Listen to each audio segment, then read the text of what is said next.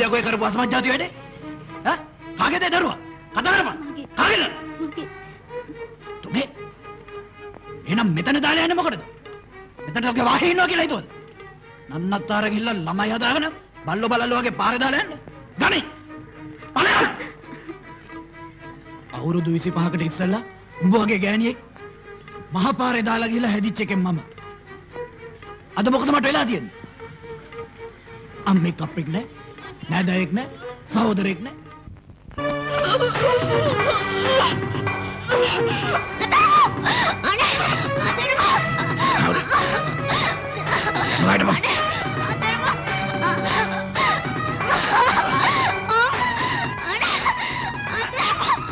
කැමති ලෙසට නරඹන්න ඩී සිනමා දැන් Android, iOS, Apple TV, Roku සහ Chromecast සමග මාසයකට $5 සිට දැන්ම ඩී සිනමා සබ්ස්ක්‍රයිබ් කරන්න.